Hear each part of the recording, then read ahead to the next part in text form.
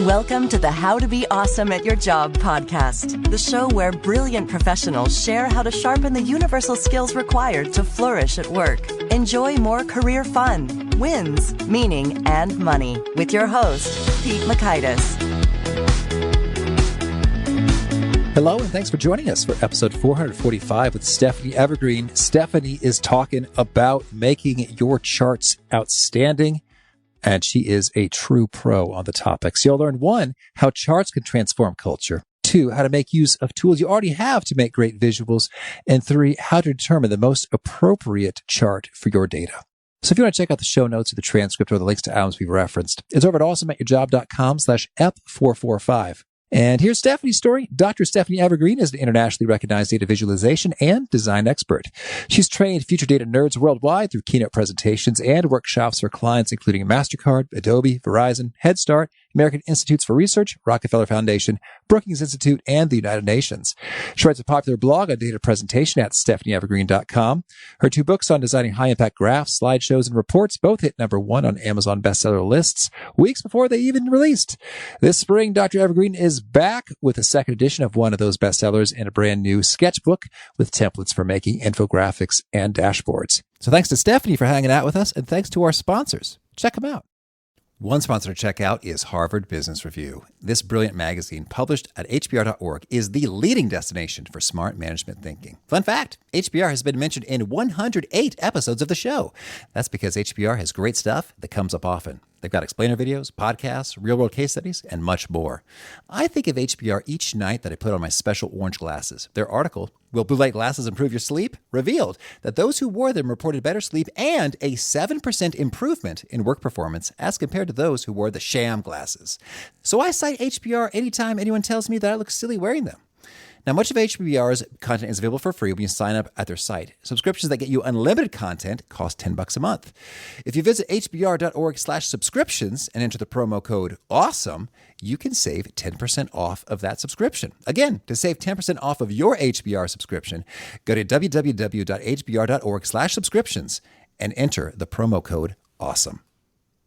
And big thanks to our sponsor, Acorns. Acorns makes it easy to start automatically saving and investing for your future. You don't need a lot of money or expertise to invest with Acorns. In fact, you can get started with just your spare change. Acorns recommends an expert-built portfolio that fits you and your money goals, then automatically invests your money for you. NerdWallet.com, whom I love on these sorts of matters, gives Acorns a whopping 4.7 stars and says, quote, "If you want to make the most of your spare change, there's no better place to do that than Acorns. Head to acorns.com/awesome or download the Acorns app to start saving and investing for your future today." And we got a legal disclaimer here. It may not be representative of all clients. Tier 1 compensation provided. Compensation provides an incentive to positively promote Acorns. View important disclosures at acorns.com/awesome. Investing involves risk, including the loss of principal. Please consider your objectives, risk tolerance, and Acorns' fees before investing. Acorns Advisors LLC, Acorns, is an SEC-registered investment advisor. Brokerage services are provided to clients of Acorns by Acorns Securities LLC, member FINRA/SIPC. For more information, visit acorns.com.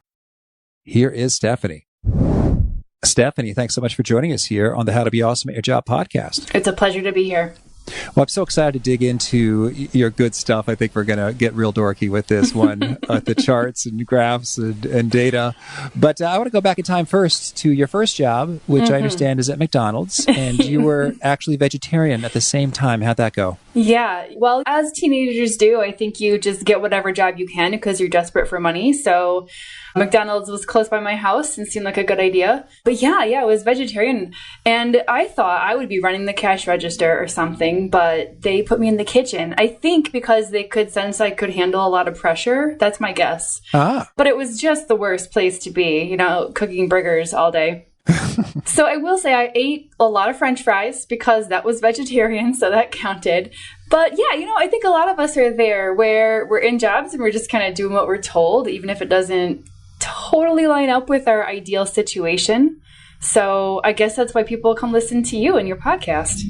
Oh, sure. Thank you. Well, I think that is one of the reasons. And, and I think that's kind of the name of the game in terms of early career isn't quite ideal. and then you learn and acquire skills and tools and you're able to get better and better fits, which are more rewarding as time goes by. Hopefully that's the trajectory. Yes, indeed. And it's so funny because when I think back to that time, I couldn't even conceptualize that the thing I'm doing now was even a job. Tell me more about that. Well, I mean, this was we're talking 1995. And I mean, PowerPoint that back then was, I think when I went to college, even after that time when I was doing presentations, it was transparencies. You know what I mean? Oh, yeah. So I didn't even think about data or graphs or that I could make a whole career teaching people how to do this better. It just the technology wasn't even there for us to dream of it yet. It's so funny we talk about the transparencies. I remember at Bain, we would hear the war stories from the partners. Like back in my day when I was a consultant, we had to spend our time measuring transparencies with a ruler, cutting them out with an X-Acto knife, and then putting them all together. We're like, wow, that is wild. I just figured you'd use fewer slides, but no, you just spent forever making them. Yeah, it was a little rough and tumble. Technology has helped us, but in some ways, I think we're still probably putting in just as much labor to get our stuff looking great, Oh, totally. Well, so let's hear about your book here, Effective Data Visualization. Yes. The right chart for the right data. What's the scoop here? Well, yeah. So the big idea is that we can tell better, more useful data stories if we just learn a little bit about the chart choices that are out there today and when to use them. And that it's totally doable to make those awesome charts right inside Excel. And it's really focused on that because I think that people need to know how to be the masters of the tools they already own. And that great visuals don't necessarily require a graphic designer or someone who knows how to code. Most of my readers, most of my clients, especially in that Fortune 500 arena, are working under tight deadlines where they got to turn around slide decks really fast for these decision-making meetings. And they need to know how to just use the tools that they've already got in front of them.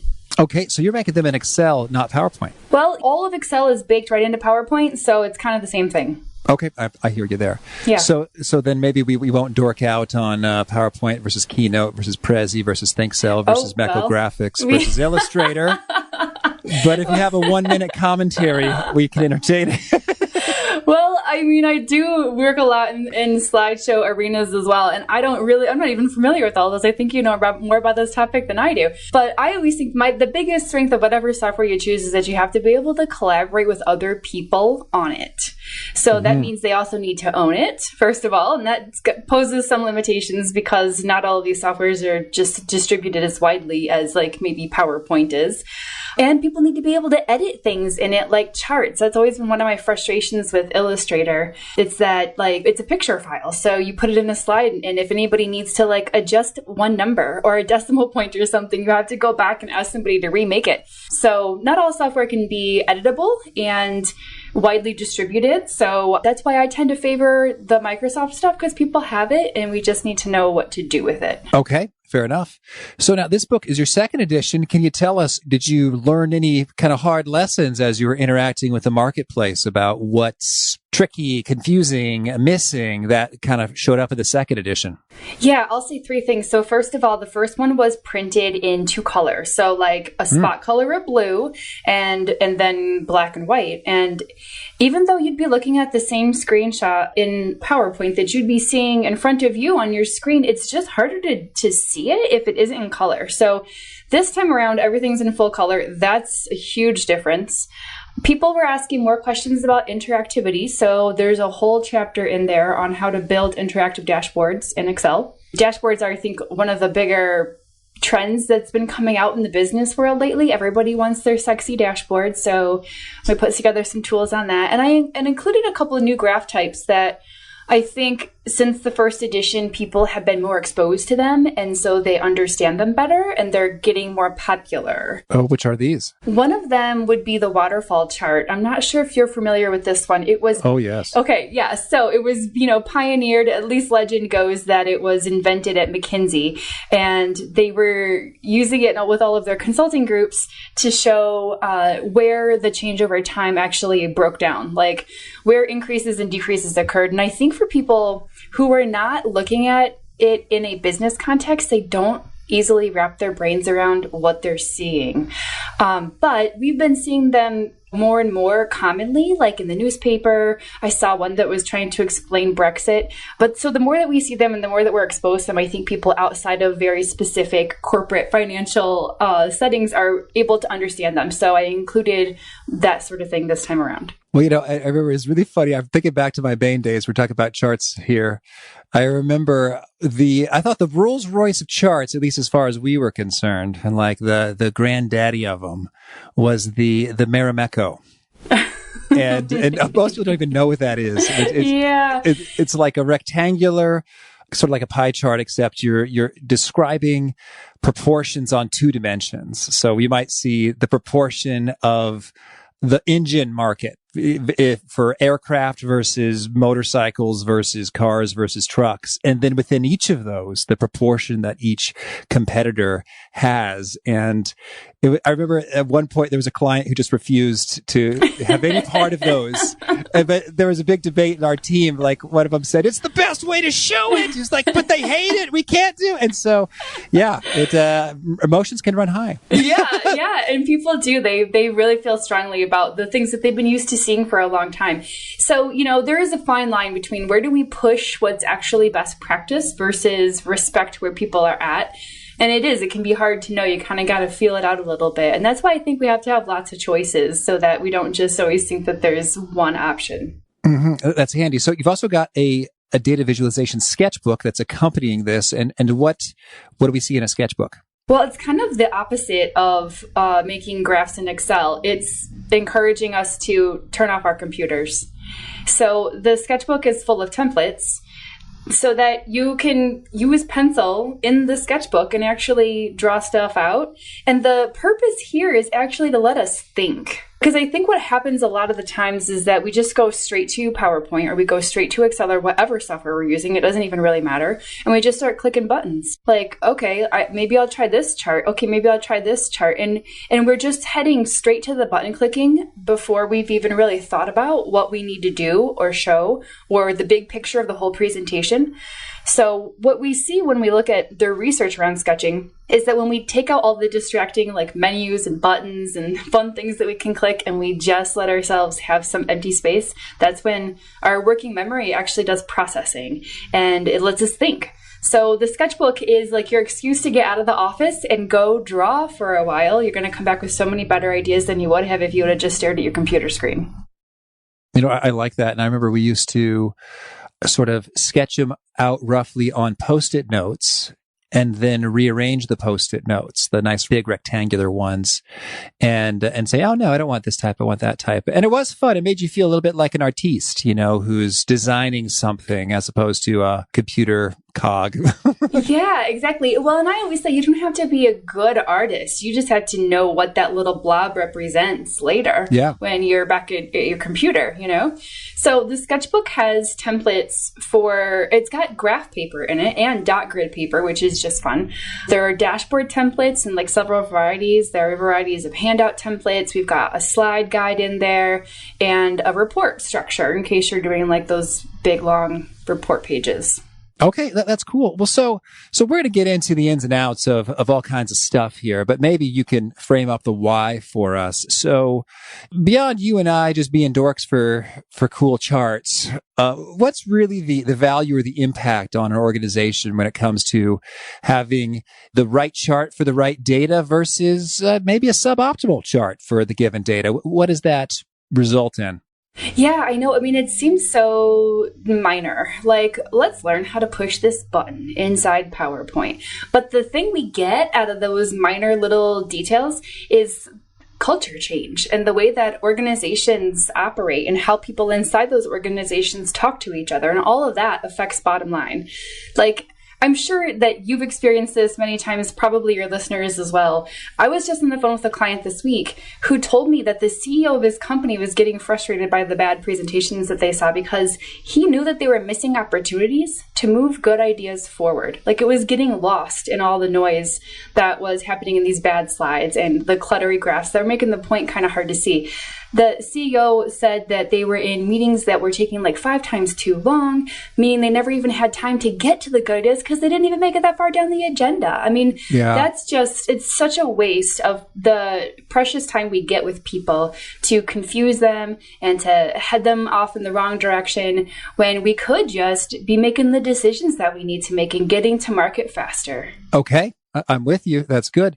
Well, so then I was just going to ask, when can visualization be harmful or counterproductive? And it sounds like that's it right there. It's like you've made a big, freaking complex and intricate and confusing chart that we're all just sort of squinting and leaning forward and scratching our heads in a meeting, and our time is getting, consumed by it. But are there other times you'd recommend, hey, don't even start, making a chart. Just be chartless and you'll be better off? Yes. Oh my gosh, there are so many times I think we'll just be better off. First of all, if there's not an obvious point to be made, don't make a chart. All right. Because people are going to look at the chart. That's how our brains are built. We're built to look at pictures. So if we show people a bunch of pictures that don't have any kind of obvious point, that's how we get to the confusion, right? So unless there's actually a story, like a headline, a takeaway idea that you are presenting that chart supports, just don't. Okay. Yeah.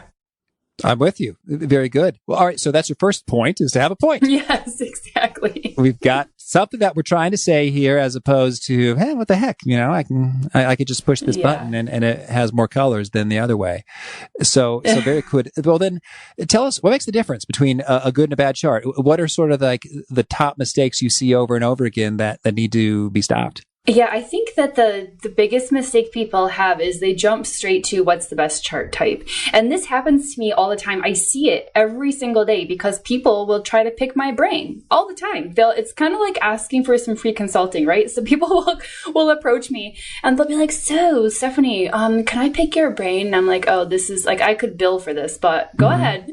And they'll say something totally random. Like, my boss wants me to show our 4 different income revenues over the last 8 quarters across our 6 departments. What's the best chart type? And I'm like, I don't know.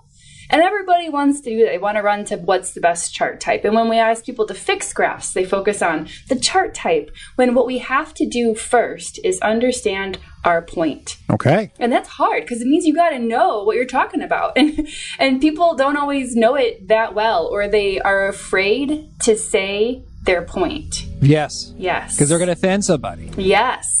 If I say, this division has been shrinking while all the others have been growing, and the guy who runs that division is in the room, and I single that out, It's like, you're a jerk who's got it in for him. Yes. And now he's my sworn nemesis. Yeah, it's true. So back to, when can data visualization be harmful? Well, this is definitely one of those times when you're telling people truths that they really don't want to hear. It's hard. So, I think we got to wordsmith our points really carefully, because I know that it can be political. I've had plenty of people who tell me we just cannot say things that straightforward around here. You kind of got to dance around it a little bit. So, yeah, but I've also seen people who have intentionally perhaps shown stuff that looked cluttery or confusing, so that they were hiding the points that they should have been showing.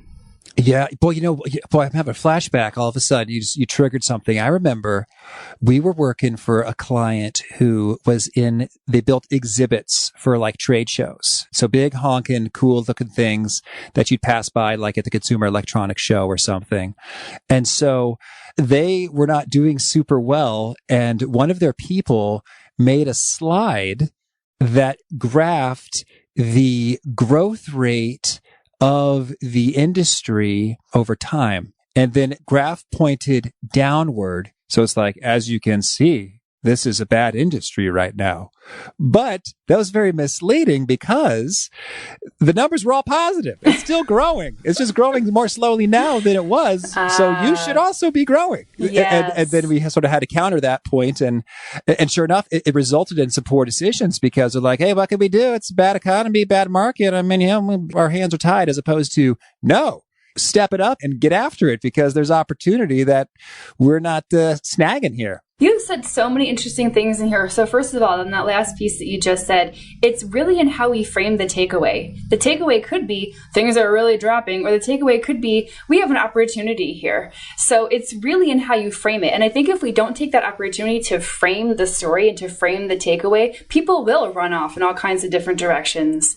And that's the last thing that we want them to do. The other thing that was interesting about what you brought up is that what we see in the research is that people, especially if they're not like the total nerds on the data topic, well, they just see big picture. Right. So they would just see this line going down and they're like, oh dear. And they wouldn't be thinking as carefully about it as you were, where you're like, well, like it's just the rate of change here. Really, this is what we should be talking about. And they don't look at things like this scale that was used and stuff like that. So I do think that it's easy for people to manipulate data and have it cast a certain story just by small formatting tweaks that most people are likely to miss. Oh yeah, boy! Another flashback here. I remember once we were in a meeting, and someone had talk about the formatting and the axes. Like someone had done the little thing where we jump from 0 to like boop, to like 300, on the y-axis, and then in mid meeting, the partner stopped the guy who was presenting on our team, and he said, "What is this?" He's like, "What is this Business Week style garbage doing here?" It's like, I don't ever want to see that again. Wow. He's like, that is misleading, and I'll have no part of it. Wow. So intense. And I love that they threw Business Week under the bus on that one. That's hilarious. I don't know. I don't actually know if the Business Week does that a lot, but I was like, whoa. That's funny. Well, yeah, and we just saw, like, this was making the rounds very recently on Twitter, a climate scientist who posted a picture. There's a pretty famous climate change graph called the hockey stick graph. Al Gore showed it in his famous Inconvenient Truth. And it's basically how global temperatures have stayed pretty flat, but in the past few years, like, it's just skyrocketed. And there was a climate scientist really recently who just redid the graph so that the y-axis starts at 0. And when you do that, it's a flat line. You don't see any change whatsoever. Yeah. And he's like, see, climate change is a hoax. So it's incredibly common and incredibly easy to manipulate the data to have it say whatever you want. So I think that, with all of this discussion, there is also this moral and ethical obligation that we have to the truth. And, it's difficult because everybody interprets the truth however it's truthful to them. That's always going to be really tricky. Oh, yeah.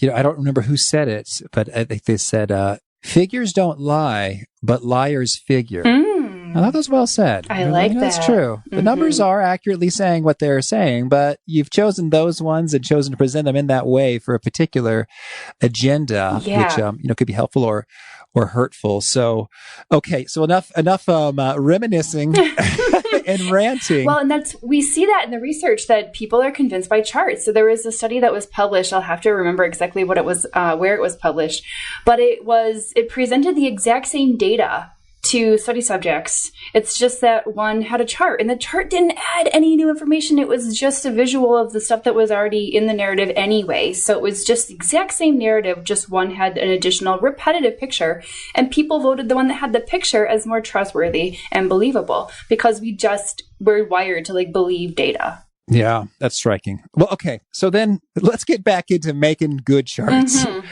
So the first point is to have a point. Don't jump to the, hey, what chart type do I need? But rather, okay, what's the story? What's the point? What is the main thing I'm trying to convey here? And then once you're clear on that, what's the next step? I think it's to know your audience. And sometimes your point changes depending on the audience you're talking to be honest with you. But I think you got to know what their prior level of knowledge is. Like, are they big old nerds with me and I can just talk about my p-values? Or is it going to be somebody who's data smart, but not necessarily a nerd? Or am I talking to the public, who tends to be folks who are data scared? I mean, the way that we show our data to them and even the words we use in our point is going to change depending on which group we're talking to.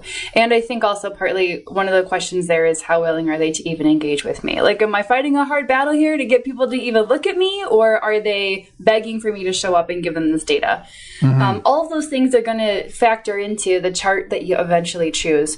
So I think once you know your audience pretty well and the point that you need to make to them, then you can start thinking about the right chart. Okay, cool. So let's say we've done that. We've got the point, we've got the audience, and now how do we go about choosing the chart? Yeah, so I think that part of our determination there, and this is the way that the book is set up, is you have to know a little bit about the nature of your data, right? So are you talking about survey responses here? Are we talking about parts of a whole? Are we trying to talk about how the trends over time?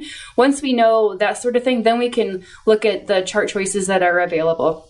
Even within some of those, once you think about maybe trends over time, there are lots of choices in there, and some are going to highlight certain angles of your story better than others do. So we make our determinations there based on the point and the audience and how much they're able to read those graphs in the first place. Sometimes it's a matter of how many data points we have to show. That helps us determine what our graph type is going to be. And then from there, the last step of the process, at least the way that I go about making graphs, is to sharpen up your point a bit. And that usually requires having to strip out some of the clutter and some of the noise that's baked into our chart defaults. I'm talking about stuff like taking out tick marks. And then really, really making your point obvious by using some color on the parts of the data that are matching your headline. Okay, yeah, so that's great. And when it comes to these defaults, can you save new defaults? You can, yeah, at least in Excel. I'm not so sure about other graphing software that's out there. But yeah, you can. You can go through the process of making one amazing chart and then make that your new default chart so that you don't have to go through all of that elbow grease every single time. Oh, that's great. And at Bain, we used to use Mecho graphics, which I liked because the default was just clean and sharp, as opposed to a lot of times in Excel PowerPoint, it's like I've got all of these background lines and gray width things that just don't need to go there. And because I was using another software program more often, it took me a while to figure out how to make those go away. And so I just totally. And I was like, and I think I walked away thinking, Excel sucks for making charts, but you're here to set me straight. Yeah. And we walk in the book through how to go about making those new templates so that you don't have to go do all that cleanup work every single time. Because everybody is in this place where my graphs have to be done tonight because my presentation's tomorrow. Right. And you just don't have time to mess around with all that stuff. And that's why. That's exactly why people would go to things like a specialty software like Mecho Graphics. Is that what you said it was called? Yeah. Yeah, because they might have some cleaner defaults. But the thing I like about Excel, I never really have understood if this is because Microsoft is so smart or so stupid. But you can hack Excel. It's got some bad things built into the defaults, but you can hack it and make it do things it does not naturally do. Like, there are graph types we introduce in the book that most people have probably never seen before that are so high impact and powerful, but it's just that we had to hack it from some existing graph types in Excel. And some of these other softwares that are out there for graphing won't let you hack. It's so user-friendly that you can't get more out of it that you might want to get. Well, now that's very intriguing. Can you give us an example of a super high impact chart type? It's almost like the secret in and out menu or something you're about to drop here. So could you just have high impact chart and how do I secretly access it? Yeah. So I'm going to say that in 2019, the Rolls Royce of graph types is going to be a dumbbell dot plot. And I'll tell you what this means. It looks like a tiny little Popeye dumbbell where it's like two circles connected by a line. And the reason that it's so powerful is because we interpret dots so well. We've seen plenty of research on how human brains interpret different graph types. And position is the easiest graph type for human brains to read, meaning we're really good at seeing a dot's position on an axis, even better than we are at reading a bar chart, which would be length. We're really good at noticing position. We just don't have a lot of position built into our default graphs. So dumbbell dot plots are even better because it's two dots showing position, and then the stick between the two. And the stick emphasizes the distance between these two data points. And so if you've got stories that are about the gap that occurred between these two things, or the disparity we're seeing between these two things, or how much growth occurred between these two data points, the dumbbell dot plot is the Rolls Royce of graph types to show that. And I think everybody has those stories about gap or growth or disparity. So this graph type is so amazing, and I end up having to recommend it to everybody I ever consult with. And you are like, how would I make this in Excel? But it's really just a hack of a line graph with markers. Okay. a line graph with markers, and you just sort of erase some things so that all that remains is your dumbbell. Yeah. You have to erase some things. You have to add some things. It's remarkably easy, though. We're talking like under 2 minutes of formatting to make your first one. And then that can be a template too. And Stephanie, are you aware that at least on my computer, when I do a Google image search for dumbbell dot plot, the top 3 results are stephanieevergreen.com? Well, I mean, I am a fan. You are the dumbbell dot plots ambassador. Oh, that's great. I think I just came up with my next tattoo. Do you have tattoos? I do. I have several. Are they charts? One was a bit data driven, actually. I counted some things in my life for a while, and then I had that tattooed. So, yeah, I am a nerd. Well, that's fascinating. So, let's see here. There's so much good stuff. So, we've talked through a little bit of what makes the difference. What's the process? Would you say that there's maybe like a quality control checklist you might recommend in terms of, all right, after you're done making your chart, here are the things you want to make sure you have done or not done? Yeah, I wrote the checklist. I think it has like 52 points on it. So it's not like just count them on your hand. But we broke out, and I did my dissertation on this stuff, so I was really down in the weeds of like what the research says about how charts can work best. And so I broke that research out into 52 checkpoints, and it really is exactly what you're saying. Once your graph is finished, run it through these checkpoints and make sure you're hitting all the marks. And part of the checklist is about things like making sure you got the right chart type. Parts of it are about making sure you have a headline, but it also goes into stuff about like color and the font sizes we should be using and the order that we show the data in the graph and how many decimal places we have to report to and that sort of thing. So we actually had a grad student who did her dissertation on this checklist. On your checklist? Yeah. And there you go. And it worked out so well in her data that we have turned it into an interactive website. I'll send out the link. So you just go to the website, you upload an image of your graph, and it will walk you through all the checkpoints.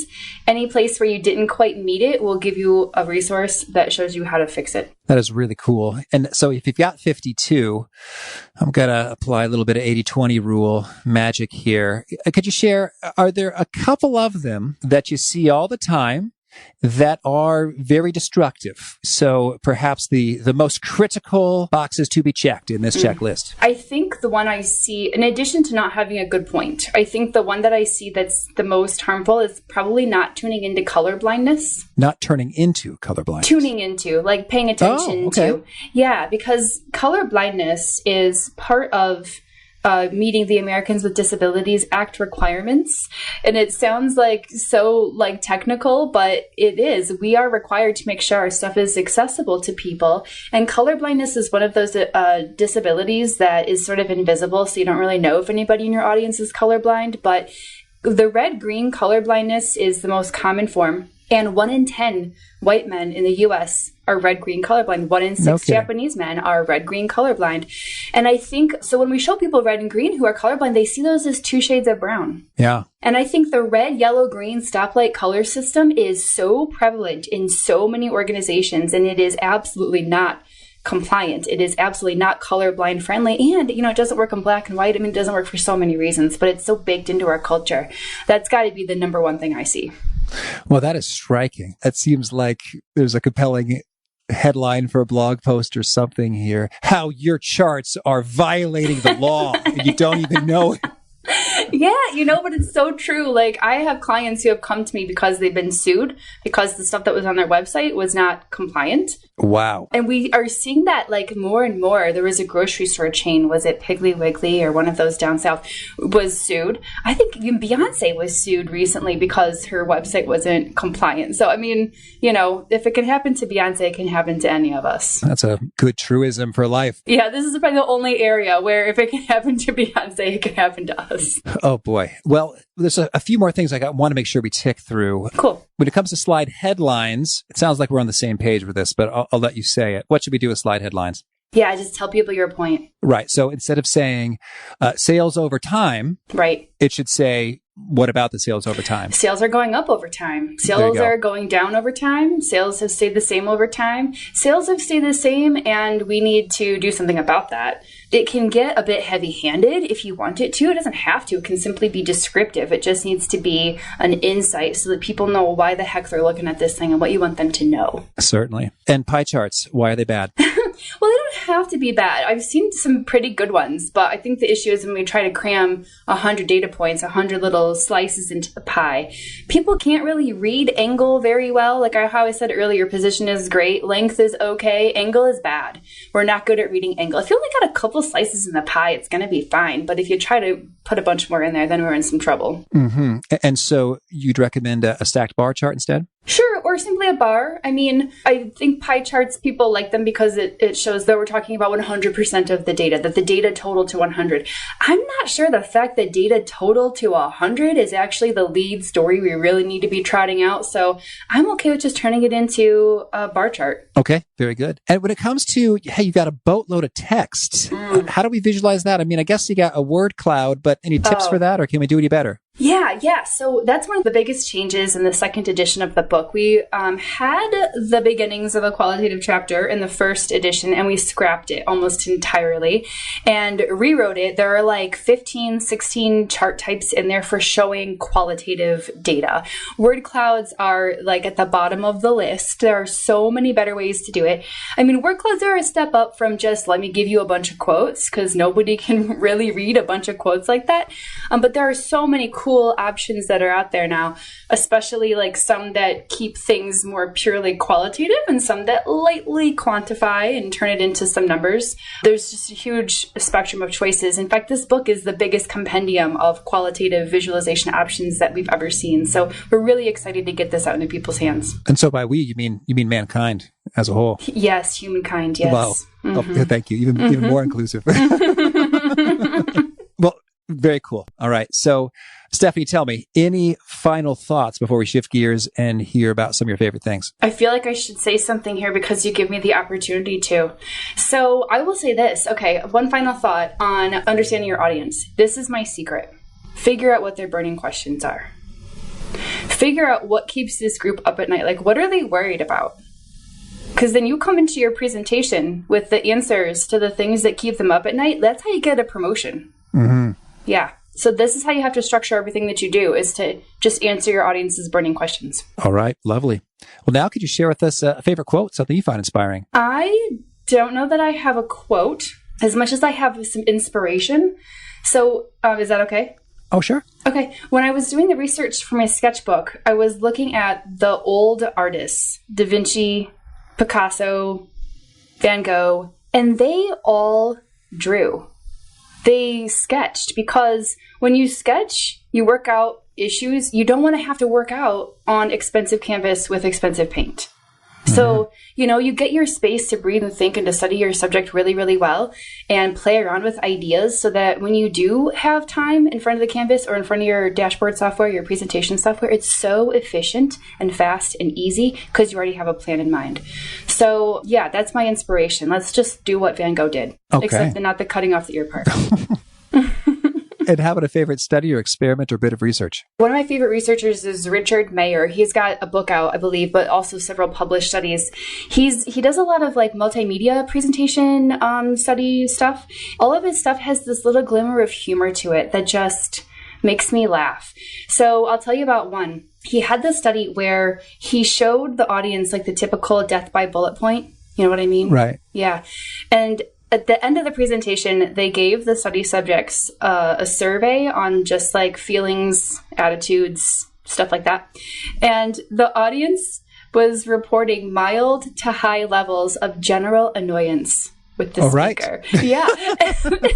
And they couldn't put their finger on why, because they weren't design students, so they weren't like, oh, it's because her slides are so terrible. They just left feeling like mild to high annoyance. And I feel like that's the last thing we need to do. It's already hard enough to get people to pay attention to us without annoying them. So let's not add to it with bad slides. It's a good one. That explains maybe a real force behind annoyance at work.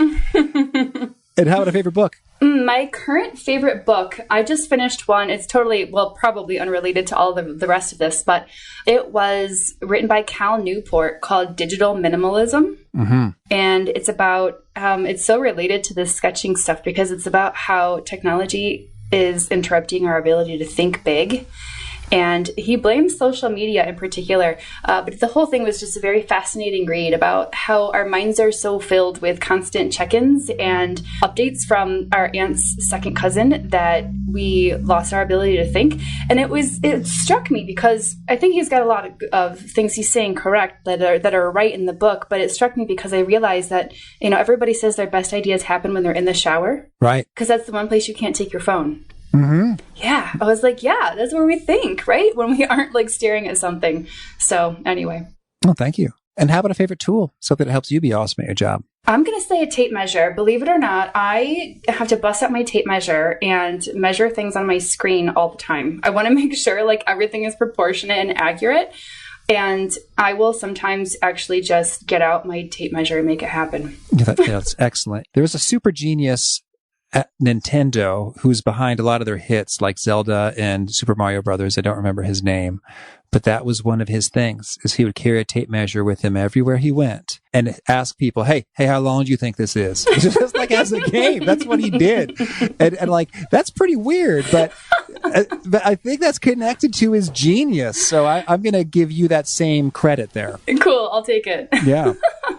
And how about a favorite habit? A favorite habit. I think my favorite habit will be going to the gym in the morning when I want to start my day, because I think all that fresh air and oxygen and endorphins just sets your brain up for smart thinking. Now, it doesn't always help your hairstyle because then you have to shower and then go straight from there to like your work life. So there are trade-offs here, but I do think that the oxygen is helpful. And is there a particular nugget you share that really seems to connect and resonate with audiences and clients? I think the thing that resonates with people the most is when someone complains that it seems like this is all going to take a lot of work. And I'm like, you know what? It's your job. Yeah.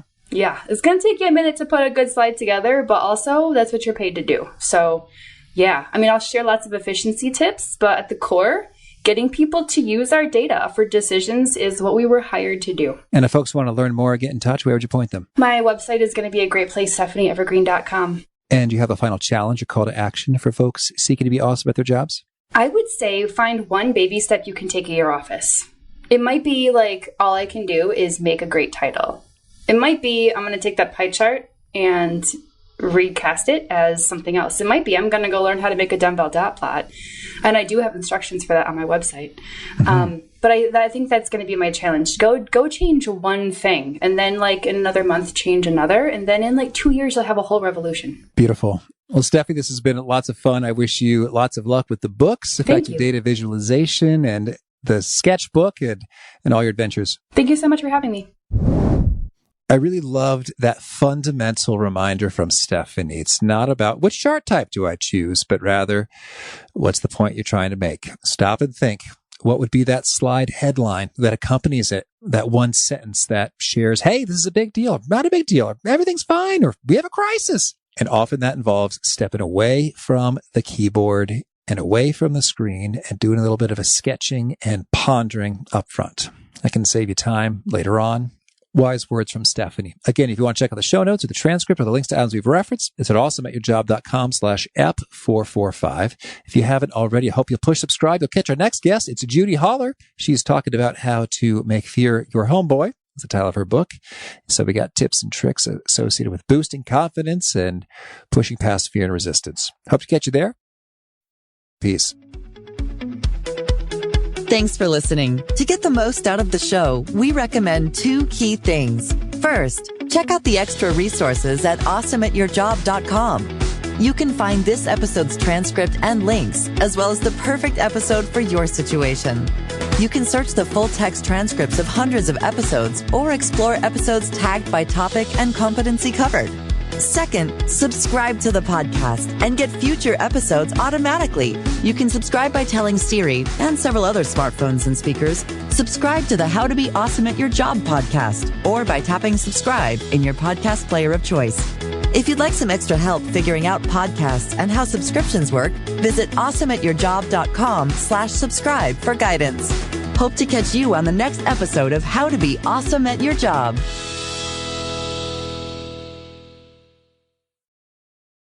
Look around. You can find cars like these on AutoTrader, like that car riding your tail. Or if you're tailgating right now, all those cars doubling as kitchens and living rooms are on AutoTrader too. Are you working out and listening to this ad at the same time? Well, multitasking pro, cars like the ones in the gym parking lot are for sale on AutoTrader. New cars, used cars, electric cars, maybe even flying cars. Okay, no flying cars, but as soon as they get invented, they'll be on AutoTrader. Just you wait. AutoTrader.